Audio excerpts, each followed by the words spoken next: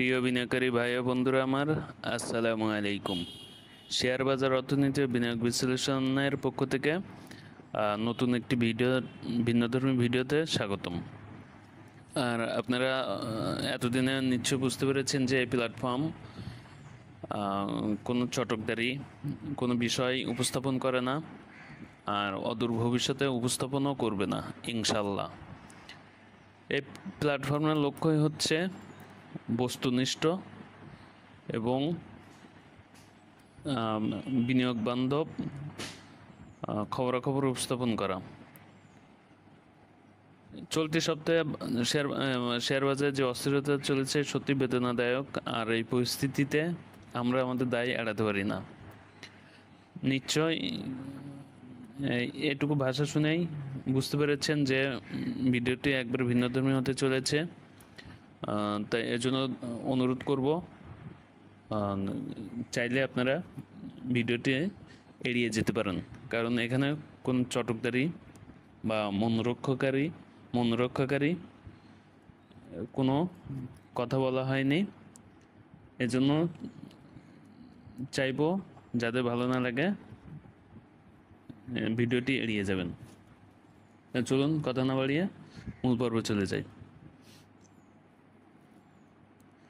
নিজের জ্ঞান বুদ্ধি বিচার বিবেচনা ছাড়া যদি সোশ্যাল প্ল্যাটফর্ম পেইড গ্রুপ যদি তিরাতা হতো, তাহলে মার্কেট ডাউনে আসলে চারদিকে গেল হাহাকারে বেদনা বিদুর গগন বিদারী আত্মনাদ শোনা যায়।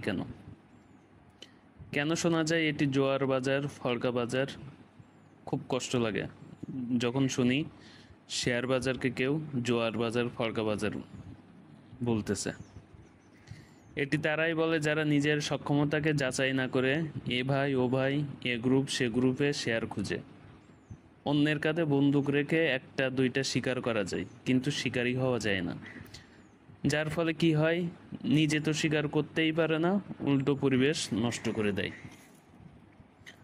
আমার মতো নির্বোধ বিনিয়োগকারী শুধুমাত্র নিজের ক্ষতি করেই ক্ষান্ত হয় না, সাথে সাথে সম্ভাবনাময়ী বিনিয়োগ পরিবেশকে নষ্ট করে।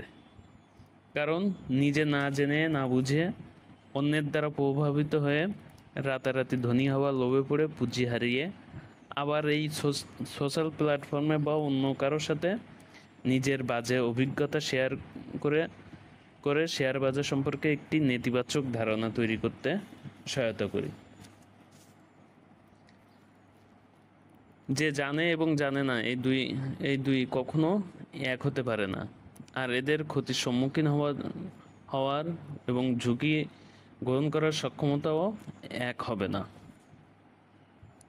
কিন্তু যে জানে না অথচ গোড়ামি বা একগুঁয়েমি করে নিজের ভুলের উপর প্রতিষ্ঠিত থাকে, বিষপাকনামি করে, তাকে তো ঠকতেই হবে। এজন্য জানুন, বুঝুন, জানার চেষ্টা করেন। অন্যের দ্বারা প্রভাবিত হওয়া থেকে বিরত থাকুন দয়া করে। নিজের কষ্টার্জিত সম্পদকে বিলিয়ে দেবেন না। জেনে বুঝে বিনিয়োগ করুন। আপনার বিনিয়োগ যাত্রাকে সাফল্যমণ্ডিত করুন।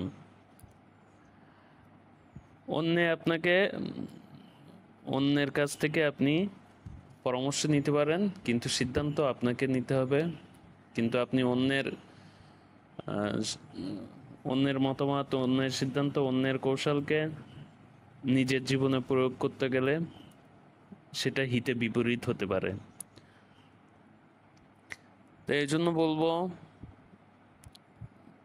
কোনো কিছুতে আসলে প্রভাবিত হবেন না। আর এটা মানুন আর না মানুন, এটা স্বীকার করতে হবে যে কোনো প্রাপ্তি যদি সহজে পেয়ে যান, সেটি আপনি ধরে রাখতে পারবেন না, সম্ভবও না। কারণ উদাহরণ হিসেবে যদি বলি, এই বিভিন্ন প্ল্যাটফর্ম থেকে, বিভিন্ন গ্রুপ থেকে আপনি হয়তো পেয়ে যাবেন একটা দুইটা সোনার খনি পেয়ে যাবেন,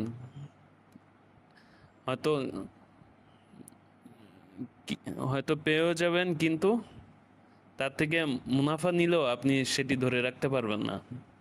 কারণ কি, দেখবেন যে ওই আবার সেম একই ধারায় ওই আপনি শেয়ার খুঁজতে খুঁজতে আবার ঠিকই আবার হয়ে যাবেন, সম্পৃক্ত হয়ে যাবেন। দেখবেন যে যেটা নিয়েছিলেন সেটাও হারিয়ে গেছেন, সাথে সাথে যেটা নিজের আসলটাও বিনিয়োগ করেছিলেন সেটাও হারিয়ে গেছেন। সালা সবই যাবে। এজন্য অন্যের কথা শুনুন, নিজে সেটি বিচার বিবেচনা করুন, আসলে সেটা যায় কিনা, সেটা হয় কিনা, সেটা হওয়ার সম্ভাবনা আছে কিনা। আর আর আর হচ্ছে মানে চটকদারি বিজ্ঞাপন থেকে দূরে থাকুন। ধন্যবাদ। আসসালামু আলাইকুম।